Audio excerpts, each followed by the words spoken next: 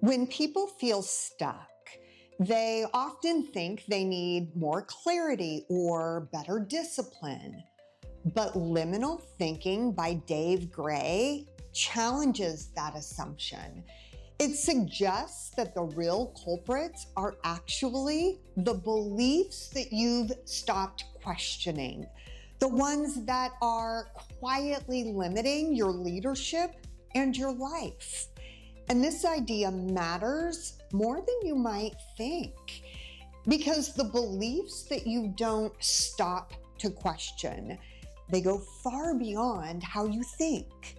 They also shape how you act, what you try, what you avoid, and what you even believe is possible. So in this video, I am sharing 5 of my biggest takeaways from liminal thinking and how they strengthen your ability to lead yourself. Lesson number 1, beliefs are not reality. This first lesson feels simple on the surface, but it's a really important one because it sets the tone for so much in our lives, both personally and professionally. You see, most of us don't realize when a belief has evolved into something that we take as fact. But beliefs are not facts, nor are they reality. As Dave Gray reminds us, beliefs are simply constructions. And as constructions, they can be deconstructed, right? What you build, you can also take apart. But here's the thing. When a belief starts to feel like a fact, we stop questioning it. We just accept it to be true, even though it might not be. That's why this quote and lesson from the book land so strongly for me. Because once we mistake belief for reality, that belief starts running the show. And we become blind to other ideas and information and perspectives that might actually suit us better. Now, to be clear, this lesson isn't about getting rid of your beliefs. It's simply about recognizing that they are just that, beliefs, not fact or reality. And when you can see a belief for what it is, you create space to think and choose differently because you're no longer blindly following the belief.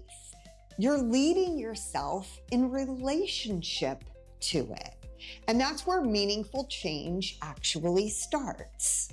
But this also brings us to lesson number 2, beliefs create loops. Once a belief starts running the show, it rarely stays contained. It starts repeating itself over and over. And as it does, your beliefs and your behavior, they start to reinforce each other. Dave explains this concept through the idea of learning loops. A belief shapes how you act. Your actions create your results, and those results feed right back into the belief you started with, thus completing the loop. Now, depending on the belief you're operating from, that loop can actually go into very different directions. Some beliefs close you down, keeping new insights and information out of view and out of reach. Other beliefs, however, they can open you up, infusing curiosity and open-mindedness into your ways of thinking and being. Liminal thinking describes these as doom loops and delight loops. A doom loop is what happens when a belief keeps narrowing your options. You interpret things through a tighter lens and respond in familiar ways. And the results keep confirming what you already believe. And over time, these doom loops leave you feeling like you're stuck, when really you're just sort of trapped inside a pattern that keeps reinforcing itself.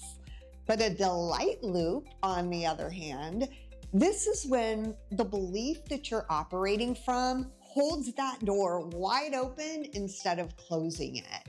You stay curious, you try new and different approaches, and you learn as you go. And those results expand what feels possible. Now, what I really appreciate about this, especially from a self-leadership perspective, is how learning loops quietly remove blame from the equation. Because once you see your experience as a loop and you identify the pattern, then you can start working with it instead of against it. So instead of fighting the tension and resistance, you notice the belief that's shaping the pattern, and then you take action accordingly. And this is something that comes up quite a bit in my client work. If we haven't met yet, hello there. I am Laura Miner, a board-certified leadership coach who supports people who are capable, reflective, and genuinely doing good work, but who still find themselves looping around the same challenges. And once they can see the loop they're in, things start to shift. But sometimes this is easier said than done, which brings us to the next lesson, because once a loop is in place, there is a reason it tends to stay there. Lesson number 3. Why loops are so hard to break. Let's talk about why those loops tend to stick around. Because once a loop is in place, it doesn't just repeat itself, it actively works to protect itself. Dave Gray refers to this as self-sealing logic. You see, once a belief has been reinforced enough times, your mind starts filtering information in a way that works to keep that belief intact. In other words, the belief becomes the lens that you're seeing through, and information that fits that lens and fits that belief gets easily absorbed. But information that doesn't fit it, it winds up being dismissed without ever being explored. And over time, you can actually end up defending a belief without even realizing that you're doing so. Essentially, the loop has tricked you into protecting it. And this is one of the reasons people stay stuck. But once you can see that a loop is protecting itself, then things start to shift. You expose the fact that your belief isn't just influencing your actions, it's impacting what even gets considered as an option. But until that happens, the loop stays intact. And that's exactly where this next lesson takes us. Lesson 4, you are inside the system. If beliefs are shaping the loop and the loop is protecting itself, then you're not standing outside the system trying to fix it. You're actually inside the system. And as Gray puts it, if you're part of the system you want to change, you're part of the problem. It's important to realize this isn't about blame. It's actually about seeing your location. If you are inside the system, then your actions, your reactions, and your interpretations, they are all part of what keeps that loop going, which also means you have the power to change the loop. And this is where self-leadership becomes really important, because your goal isn't to overpower the system. It is simply to make adjustments within it. To notice where you are unintentionally reinforcing the loop so you can make the shifts that change how the loop behaves. That's why Gray also says your biggest blind spot is yourself. not in a harsh way, but in a hopeful and empowering way. Because when you can look at how you are participating, meaning what you're assuming, what you're reinforcing, what you're protecting, well, now you have the insight to intervene in the loop. And that's quite different from trying to force change from the outside. By the way, since you're still here, I'm going to assume you're seeing the value in these ideas and that you're my people. So would you do me a very quick favor and hit that like button? It helps me and my efforts far more than you know. Okay, so now that you know that you are inside the system, the next question becomes, how do we actually shift the loop? How do we make that change? Well, that's where the final lesson comes in. Lesson 5, change happens through experimentation. And this lesson brings us to the intersection of self-leadership and liminal thinking, because it points out that you can't think your way into change.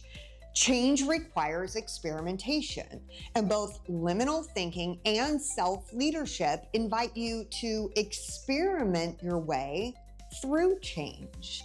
And something important that I want to mention, you don't have to be certain before you take action. In fact, you can be totally unsure. You just have to be willing to test a small action and see how it impacts the loop. And this approach removes the pressure of getting it right, because you're just there to try an experiment, learn something new, capture some data, and see what happens. And when you do this, you break the existing pattern and the loop starts getting new input. This is why experimentation in this way matters so very much, because your experiments bypass the belief system just enough to loosen its grip and interrupt the pattern. And once the pattern has been disrupted, the loop can't stay exactly the same, which brings us full circle. If beliefs shape loops and loops shape outcomes, then experimenting with your behavior is one of the most practicable ways to change how you lead yourself. So what experiment are you going to conduct to challenge a loop of your own? Go ahead and share it in the comments below so that we can continue the conversation. By the way, if you want more coaching insights like this, the kind that you can experiment with in real life, then be sure to sign up for my weekly newsletter, The Practionable Leader. It is filled with practical, actionable tools and insights to help you fuel your success with the science of self-leadership. The link is in the description box below, and with that, I will see you in your inbox soon. Wait, why are you still here? Are you not done diving into self-leadership yet? I get it. And so does YouTube. So watch this video next because YouTube thinks you might like it.